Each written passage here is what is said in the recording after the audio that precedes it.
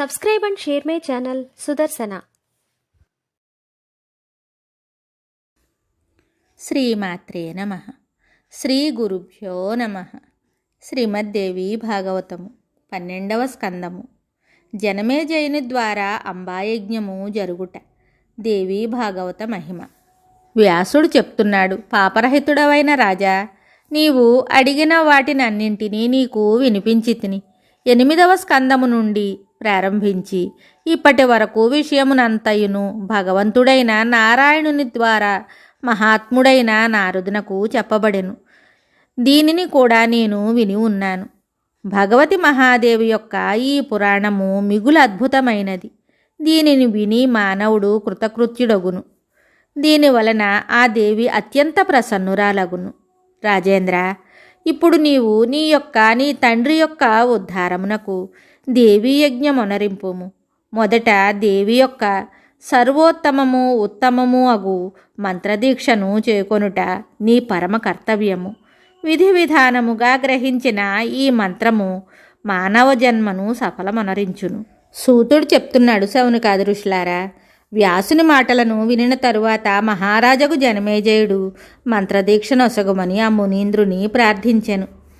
అతని నుండి దేవి యొక్క ప్రణవమని పేరు కలిగిన మంత్రదీక్షను విధి విధానముగా గ్రహించెను.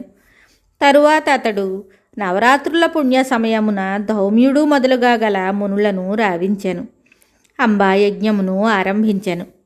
ముందు అతడు ధారాళముగా ధనమును దాన దక్షిణలు అనరించెను. ఉత్తమమగు శ్రీమద్దేవి భాగవత పురాణమును బ్రాహ్మణుల ద్వారా పఠింపజేసెను.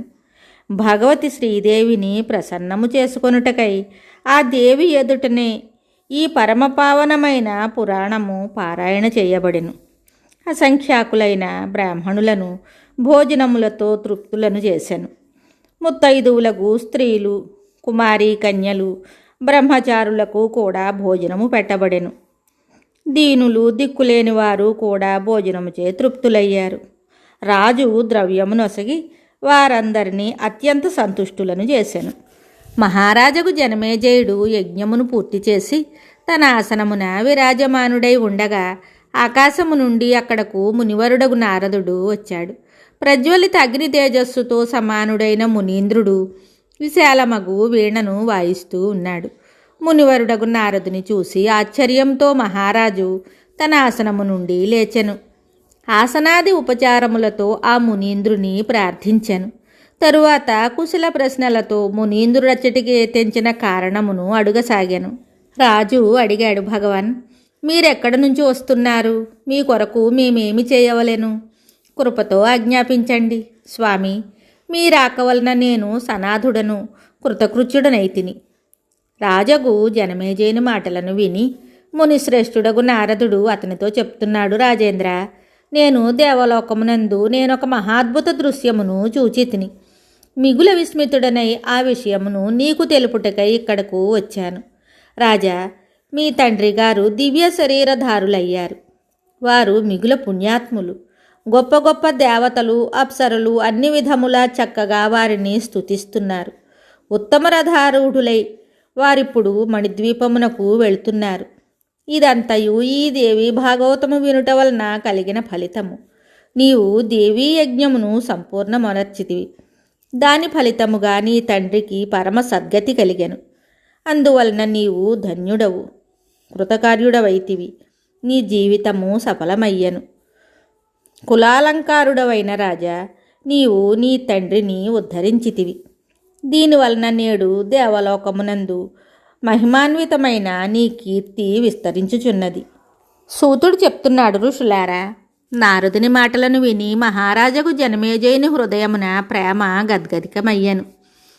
అద్భుత కర్ముడైన వ్యాసుని చరణకమలములకు అతడు ప్రణమిల్లెను. రాజు ఇలా చెప్తున్నాడు, భగవాన్, మీ కృపతోనే నేను ఈ కార్యమునందు సఫలతను పొందితిని. నమస్కారమొనరించుట తప్ప మీకు నేనేమి చేయగలను? మునీంద్ర, ఇదే విధముగా మీరు నా మీద నిరంతరము కృపను చూపుచుండవలెను. రాజు యొక్క మాటలను విని వ్యాసుడు ఆశీర్వచనములతో అతనిని అభినందించెను. దానికి తోడు భగవంతుడగు బాదరాయణి రాజుతో మధుర వచనములతో ఇట్లు పలికెను. రాజా, నీవు సమస్తమును పరిత్యజించి భగవతి చరణ కమలములను ఉపాసింపుము. సావధానుడవై శ్రీమద్దేవి భాగవతమును పఠించుట నీవు నిత్య నియమము కావలియను. భక్తితో సదా అంబాయజ్ఞమునందు తత్పరుడవు కమ్ము. దీని అందెప్పుడునూ అలసత్వమును ప్రదర్శింపరాదు. దీని ఫలితముగా సంసార రూప బంధము నుండి నీవు అప్రయత్నముగానే ముక్తుడవగుదువు.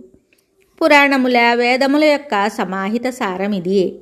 జనమేజయ, దీనిని పఠించిన పురుషునకు వేద పఠనముతో సమానమైన పుణ్యము లభించును. అందువలన శ్రేష్టమైన విద్వాంసులు ప్రయత్నపూర్వకముగా దీనిని పఠించవలెను. ఇట్లు మహారాజుకు జనమేజయునితో పలికి మునివరుడగు వ్యాసుడు అక్కడి నుండి వెళ్ళిపోయాను. పవిత్రాంతఃకరణులకు ధౌమ్యాది మునులు కూడా తమ తమ స్థానములకు వెళ్ళిపోయారు. ఆ మునుల ముఖముల నుండి వెలువడిన శ్రీమద్దేవి భాగవతమును గురించిన శ్రేష్టమైన ప్రశంసయే చర్చింపబడుచుండెను. దీని తరువాత జనమేజయ మహారాజు తన మనస్సులో మిగుల సంతుష్టుడై పృథివిని పరిపాలించుచుండెను. అతడు నిరంతరము శ్రీమద్దేవి భాగవతమునే పఠించుచూ వినుచుండెను.